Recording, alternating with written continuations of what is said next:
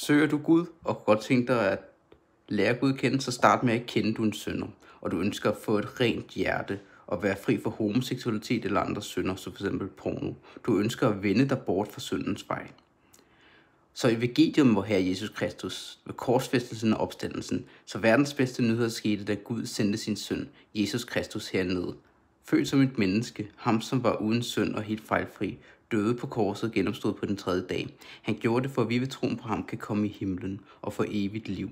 Fordi vi ikke kan gøre det selv.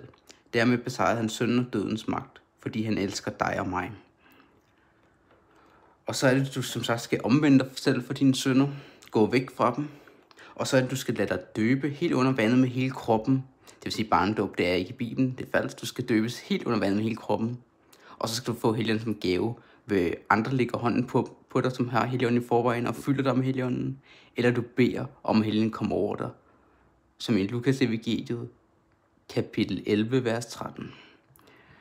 Så basically i Johannes evangeliet, kapitel 3, vers 3, Jesus svarede ham, sandelig siger dig, at den der ikke bliver født på ny, kan ikke se Guds rige. Så hvis du ikke bliver født på ny, kan du ikke se Guds rige. Men du kan heller ikke komme ind i Guds rige.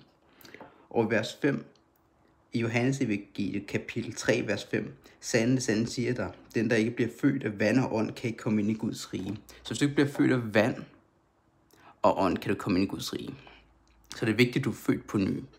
Og det er sådan, du er født på ny, ved du tror på evangeliet om Jesus' korsfæstelse og opstandelse. Du tror på Jesus. Men så skal du også omvende dig for dine synder.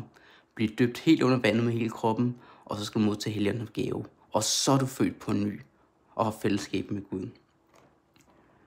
Så når du har alle de her ting, så er du født på ny. Og ikke længere homoseksuel eller bundet af synd, som f.eks. porno. Du har fået et nyt hjerte, som ønsker at leve, som Gud ønsker det. Du kan nu sige nej til fristelser. Derfor kan jeg homoseksuelle, eller dig, der er bundet af andre synder, eller dig, som andre har gjort Jesus til herre i dit liv.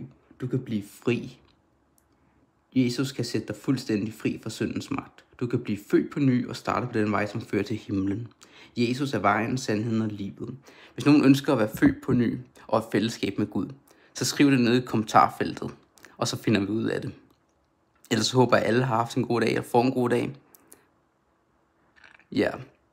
Skriv ned i kommentarfeltet, hvis man har brug for hjælp med det, så vil jeg virkelig gerne hjælpe jer. Hej hej.